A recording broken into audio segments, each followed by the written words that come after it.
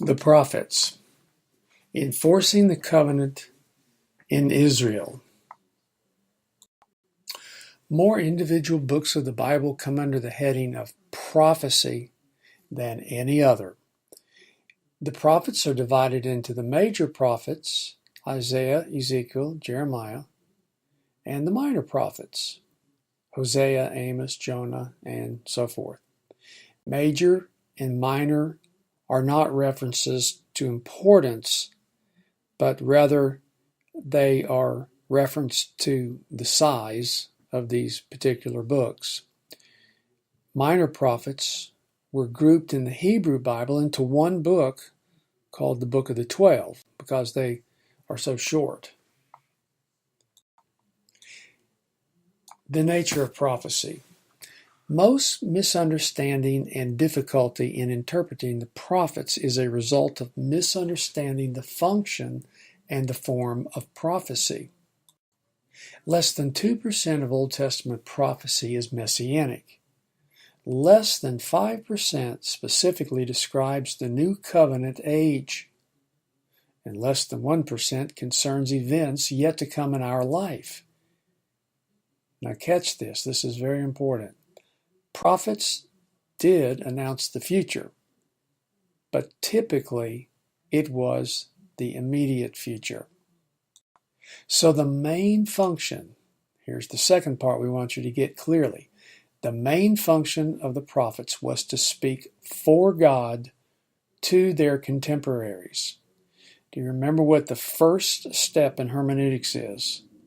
What did the text mean to the original hearers? Here we have this principle applied in the prophets. We have a great deal of narrative description of what prophets did in the Old Testament narratives. In other words, the narrative passages help give us information about these prophets. The Old Testament prophetic books themselves provide us really very little information about the prophets themselves. The problem of history. Historical distance makes it much harder to understand the prophetic word in the modern time than it was to Israel. Well-known geography, events, and figures to ancient Israel are no longer well known to us. The function of prophecy in Israel. The prophets were covenant enforcement mediators. The prophet's message was not their own, but God's. The prophets were God's direct representatives. The prophet's message is not original. Very little, if anything, is truly new in the way of commands. We come to the exegetical task. Let's see how we exegete the prophets. So if you have a passage on your exegetical paper in the prophets, you want to pay close attention to what follows here. First of all, we have great need for outside help. Because of the historical distance, it is a clear necessity that we seek secondary help in order to understand the context of what is being said. Now, note your helps here. Bible dictionaries, handbooks, commentaries can all be very helpful for these purposes. Class, do you recognize that what he's talking about here is your background information, just like you did for each of your papers? You studied the background first. This involves the historical context. When studying the prophetic books, it is necessary to keep in mind the larger context, that is, the prophetic era, and the specific context, that of a single oracle. Both are necessary for the interpretation of the prophetic books. Look at the larger context. All 16 of the prophetic books were from the period around 760 down to 460 BC. That's a relatively short period of time in the scope of biblical history. This period called especially for covenant enforcement and mediation. There is an evident desire of God that his words to Israel in this period would be recorded. This period was characterized by unprecedented political, military, economic, and social upheaval, enormous amount of religious unfaithfulness, and shifts in populations, national boundaries, and international power.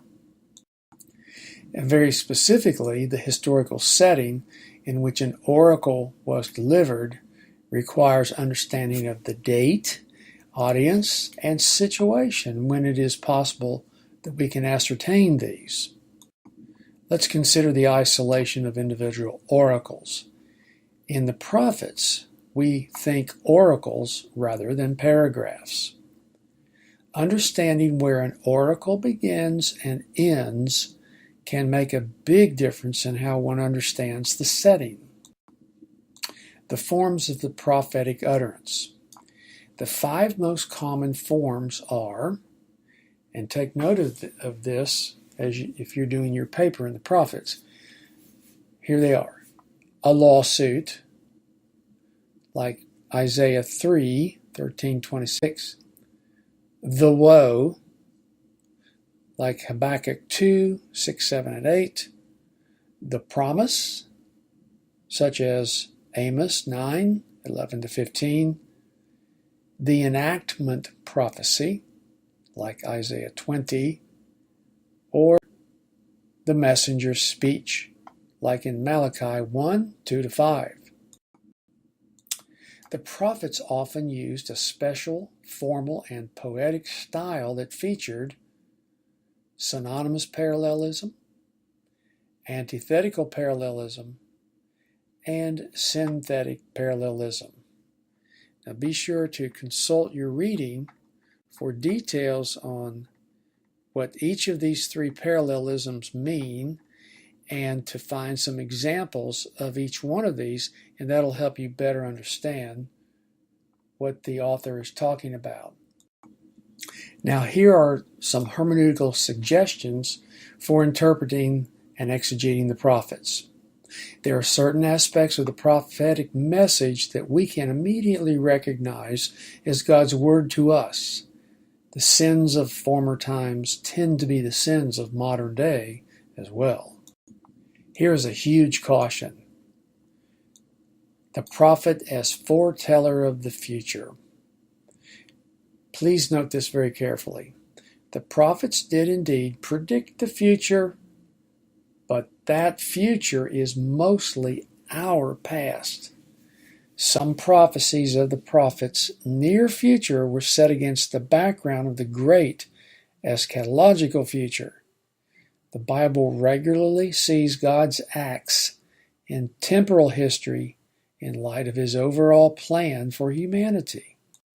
Another concern is prophecy and second meanings.